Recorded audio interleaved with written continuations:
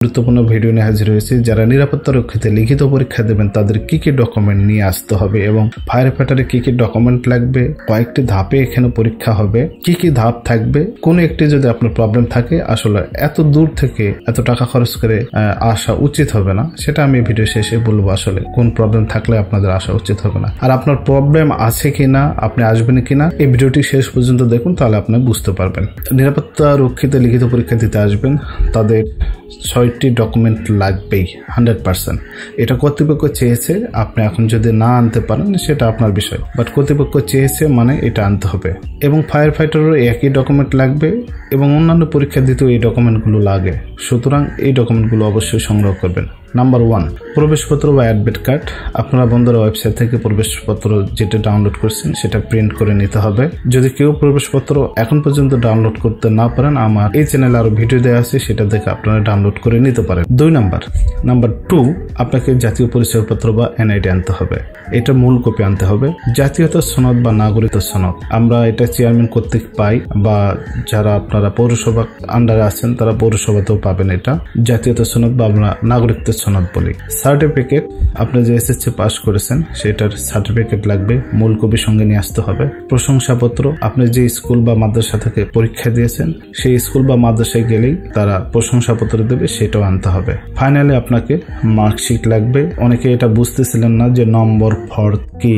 এই নম্বর ফর্দ মানেই হলো মার্কশিট, এই মার্কশিটটাও লাগবে। এটা দুইটি ক্ষেত্রেই লাগবে, আপনার নিরাপত্তা রক্ষীতে লিখিত এবং ফায়ার ফাইটারে শারীরিক দুই ক্ষেত্রে এই কয়েকটি ডকুমেন্ট লাগবে, অবশ্যই সঙ্গে নিয়ে আসবেন। তো লিখিত পরীক্ষার অবশ্যই আধা ঘন্টা পূর্বে আপনারা রুমে প্রবেশ করবেন। আর একটি বিষয় মাথায় রাখবেন, উপরের যে পেজটা থাকবে যেখানে আপনার রোল নাম্বার বা রেজিস্ট্রেশন নাম্বার, নাম, এগুলো যা লিখতে হয় এখানেই লিখবেন। খাতার ভিতরে কোনো জায়গায় লিখবেন না, লিখলে হয়তো বা খাতা বাতিল হতে পারে। তো ফায়ার ফাইটারে আপনাদের ধাপে ধাপে পরীক্ষা হবে। আমি ধাপগুলো বলি, কোনো একটি ধাপও যদি আপনি আনফিট বলে বিবেচিত হন বা মনে করেন যে আমি আনফিট, তাহলে আপনার আসার প্রয়োজন নেই। প্রথম যে বিষয় সেটা হলো অ্যাডমিট কার্ড দেখে আপনাকে চট্টগ্রাম বন্দর কর্তৃপক্ষের নিজস্ব একটি স্টেডিয়াম আছে, এইখানে প্রবেশ করাবে। নির্দিষ্ট সময়ের অবশ্যই আধা ঘন্টা পূর্বে আসবেন। তারপরে প্রথমে হলো আপনার দৌড়। তো দৌড় দিতে হলে আপনার অবশ্যই একটা হাফ প্যান্ট, স্যান্ডেল, গেঞ্জি সাদা নিয়ে আসবেন সাথে করে। আর আপনার যদি কেস থাকে আপনি পায়ে দেবেন, আর যদি না থাকে খালি পায়ে এখানে দৌড় হয়, কোনো সমস্যা নাই। প্রথমেই দৌড় হবে, 20 থেকে 30 জন করে একটা করে লাইনে দাঁড়াবে এবং এই 20-30 জন একই সঙ্গে দৌড় দেবে। 80 সেকেন্ডে 400 মিটার দৌড়াতে হবে। তো 20-30 জনের মধ্যে দেখা গেল কখনো 2 জন, 3 জন, 4 জন, 5 জন এরকম উত্তীর্ণ হয়, মানে এই সময়ের মধ্যে 80 সেকেন্ডের মধ্যে তারা অতিক্রম করতে পারে। তো আমি যে কথাটা বলবো, আপনি যখন পরীক্ষা দিবেন, দৌড়াবেন, প্রথম কথা হলো কারো পায়ের সঙ্গে যেন বা কারোর সাথে ধাক্কাধাক্কি না লেগে আপনি পড়ে না যান। দ্বিতীয়ত আরেকটা জিনিস মাথায় রাখবেন, আপনারা যখন দৌড়াবেন, দৌড়ানোর সময় কয়েকটি গ্রুপ হয়ে যায়। দৌড়াতে দৌড়াতে দেখা গেলো সামনে 5 জন, মাঝখানে 5-7 জন, পিছনে হয়তো 8-10 জন। আপনি সবসময় চেষ্টা করবেন সামনে যে গ্রুপটা থাকবে 5-7 জন বা 10 জন, এই গ্রুপে থাকার। যদি ওই গ্রুপে আপনি থাকতে পারেন তাহলে আপনি টিকে যাবেন। আর আপনি ফার্স্ট বা সেকেন্ড বা থার্ড, এখানে কোনো পুরস্কার নাই, আগে যেতে হবে এরকম কোনো বিষয় না। জাস্ট আপনি চিন্তা করবেন যে সামনে যে 10 জন বা 5 জন আছে ওদের সাথে থাকবেন, ওদের সাথে যদি থাকেন আপনি টিকে যাবেন। হলো দৌড়ের বিষয়। সিকিউরিটিতে ইন্টারভিউ দিতে আসছিলাম। আসলে এখানে কোনো রেসের ব্যাপার কিছুই নয়, এখানে সীমিত একটা সময় দেওয়া আছে, এর মধ্যে পৌঁছালেই হবে। তারপরে আপনার কাগজপত্র যাচাই বাছাই করা হবে। আমি যে ডকুমেন্টগুলো আপনাকে পূর্বে বললাম, এই ডকুমেন্টগুলো দেখবে কর্তৃপক্ষ সবকিছু ঠিক আছে কিনা।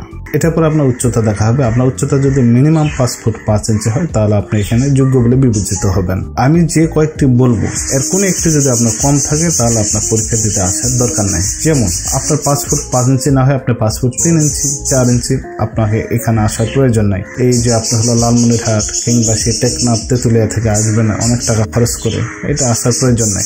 কারণ আপনার 5 ফুট 3 ইঞ্চি হলো কর্তৃপক্ষ কোনোভাবেই আপনাকে নেবে না। 5 ফুট 5 ইঞ্চি হয় আপনার ওজন হতে হবে 55 থেকে 68, আর যাদের 5 ফুট 6 ইঞ্চি তাদের ওজন হতে হবে 58 থেকে 70 কেজি।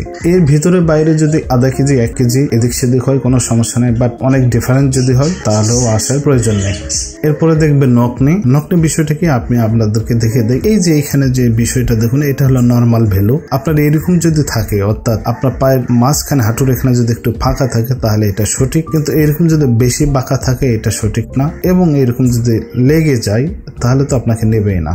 অর্থাৎ এইখানে এটা হলো সঠিক, এইরকম যদি থাকে তাহলে আপনি যোগ্য বলে বিবেচিত হবে। আপনি একটু দাঁড়িয়ে দেখুন, আপনার 2 হাঁটু যদি এরকম লেগে যায় তাহলে আপনাকে আসার প্রয়োজন নেই। আর এইটা হলো বেশি ফাঁকা, মানে অতিরিক্ত, আপনি দাঁড়াইছেন অনেক ফাঁকা, তাহলে আপনাকে আসার প্রয়োজন নেই। আর সবচেয়ে বড় কথা, আপনার এই বিষয়টা নিয়ে যদি কোনো দ্বিধাদ্বন্দ্ব থাকে, কনফিউশন থাকেন, আপনি কি করবেন, আপনার আশেপাশে যারা সেনাবাহিনীতে চাকরি করে কোনো বড় ভাই ছোট ভাই তাদেরকে একটু জিজ্ঞেস করবেন, ভাইয়া আমার এই যে নকনি এটার কি সমস্যা আছে কিনা, আমার দেখুন একটু, যদি সন্দেহ হয়। যদি উনি বলে যে না ঠিক আছে, তাহলে আপনারা চলে আসবেন। এরপরে যে বিষয় সেটা হলো ফ্ল্যাট ফুট। ফ্ল্যাট ফুট হলে দেখুন, নর্মাল একটা মানুষ যখন দাঁড়ায় তাদের পায়ের এই যে এখানে খেয়াল করুন আপনারা, এইখানে একটু এরকম থাকা উচিত, অর্থাৎ একটু ফাঁকা থাকবে, সমান হবে না। এইটা দেখুন একবার সমান, অর্থাৎ মাটিতে যদি দাঁড়ায় পা পুরাটাই লেগে যাবে, কোনো জায়গায় খালি নাই। যদি এরকম হয়, সমস্যা কি জানেন, এরকম হলে আপনি যদি কোনো জায়গায় দাঁড়ান, আপনার শরীরে ব্যালেন্স, আপনি সহজে ব্যালেন্স করতে পারবেন না আপনার বডি। বাট যাদের পায়ে এরকম, এটা নর্মাল ভ্যালু, তারা শরীরের ব্যালেন্সটা সহজে করতে পারে।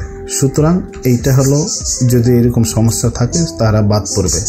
আমি যে কয়েকটা সমস্যার কথা বলতেছি, আপনার কোনো একটি যদি সমস্যা থাকে তাহলে আসার প্রয়োজন নেই। ফ্ল্যাট ফুটের উপরে দেখবে হলো চোখ আপনার 6/6 আছে কিনা। এটা কিভাবে দেখবে, আপনাকে দূরে একটা পড়ার জন্য একটা পেপার থাকবে, সেখানে লেখা থাকবে ABCD বা উলট পালট, ছোট সংখ্যা বড় সংখ্যা। আপনার একটি চোখ বন্ধ করে আরেকটি এইভাবে টেস্ট করবে, যদি এটাতে উত্তীর্ণ হন তাহলে ওকে। তাহলে আপনার কাগজ যাচাই বাছাই করলো, উচ্চতা দেখলো, ওজন, নকনি, ফ্ল্যাট ফুট, চোখ দেখলো, আপনার এইটা সবগুলো যদি ঠিক থাকে, ওকে ডান, আপনি আসতে পারেন পরীক্ষা দেওয়ার জন্য। এরপরে যে বিষয় সেটা হলো কালার ব্লাইন্ড।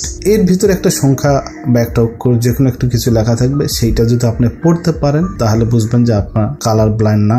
এটা একটা কালারের সমস্যা, আমাদের বাংলাদেশে অনেকের, ওয়ার্ল্ডে অনেকের এই রোগটা আছে, কালার ব্লাইন্ড, কালারের সমস্যা। আপনি একটু টেস্ট করে দেখুন এখানে কোনো কিছু দেখতে পাচ্ছেন কিনা। যদি দেখতে পারেন তাহলে আপনি ঠিক আছেন, যদি দেখতে না পারেন তাহলে আপনার কালার ব্লাইন্ড, আপনার আসার প্রয়োজন নেই। তারপরে যে বিষয় প্রেসার চেক, আপনার প্রেসার কত আছে এটা দেখবে। এই কয়েকটি ধাপ যদি আপনি কমপ্লিট করতে পারেন সঠিকভাবে, আপনি যোগ্য বলে বিবেচিত হবেন। ফাইনালি আপনাকে একটা সাঁতার দিতে হবে। এখন সাঁতারে কোনো প্রতিযোগিতা নাই বললেই চলে, আপনি সাঁতার পারেন কিনা এটাই হলো বিষয়। আপনি যদি সাঁতার পারেন তাহলে ওকে ডান, অল্প একটু জায়গায় এখানে সাঁতার দিতে হয়। এই প্রথম পর্যায়ে শারীরিক যে পরীক্ষাটা বললাম আপনারা, এটাই হলো, এই কিছু যদি সবকিছু ঠিক থাকে আপনি উত্তীর্ণ হবেন। শারীরিক উত্তীর্ণ হলে আপনার অ্যাডমিট কার্ডটি কর্তৃপক্ষ রেখে দেবে এবং পরবর্তীতে আপনাকে লিখিত পরীক্ষার জন্য ডাকবে। কিভাবে ডাকবে, বন্দরের ওয়েবসাইটে নোটিশ দেয়। আর আপনারা আমার চ্যানেলটি সাবস্ক্রাইব করে আমার সঙ্গে থাকুন, আমি আপনাদেরকে জানিয়ে দেবো কখন আপনাদের লিখিত পরীক্ষা হবে। লিখিত পরীক্ষার সময় ঠিক যেভাবে আপনারা এখন অ্যাডমিট কার্ড ডাউনলোড করছেন, ওয়েবসাইটে গিয়ে লিখিত পরীক্ষা অ্যাডমিট কার্ডটি ডাউনলোড করে আপনাকে পরীক্ষা দিতে আসবে। যেমনটা এখন লিখিত পরীক্ষার জন্য যারা নিরাপত্তা রক্ষী আসবে, সেম এরকম পরবর্তীতে আসতে হবে। আর লিখিত পরীক্ষায় যখন আসবেন, এই যে প্রথমে কয়েকটা ডকুমেন্ট বললাম, এই ডকুমেন্টগুলো সঙ্গে নিয়ে আসতে হবে। আর ফাইনালি একটা কথা বলে, অনেকে আপনাকে বলবে ভাই বন্দরে টাকা ছাড়া চাকরি হয় না। এই বিষয়গুলো আসলে ভুল ভাই। আমার নিজ জেলায় একটা ভাই এখানে চাকরিতে ছিল, ফায়ার ফাইটারে। তো সে একটা ভালো স্টুডেন্ট ছিল। আপনার যদি শারীরিক পরীক্ষা উত্তীর্ণ হন এবং লিখিত যে পরীক্ষা হবে, এখানে 75 মার্ক, আপনি যদি এখানে 60-65 পর্যন্ত মার্ক উঠাইতে পারেন, আপনার চাকরি এখানে কেউ ঠেকাইতে পারবে না। সুতরাং মানসিকতায় কান না দিয়ে আপনি শারীরিক পরীক্ষা উত্তীর্ণ হওয়ার পরে ভালোভাবে লিখিতর জন্য প্রস্তুতি নেবেন। লিখিত যদি ভালো মার্ক নিতে পারেন, ইনশাল্লাহ আপনার চাকরি হয়ে যাবে। তো এই ছিল আজকে সার্কুলারটি। পরবর্তীতে বন্দর রিলেটেড যে কোনো আপডেট নিউজ পেতে হলে অবশ্যই আমার এই চ্যানেলটি সাবস্ক্রাইব করে আমার সঙ্গে থাকুন। আসসালামু আলাইকুম।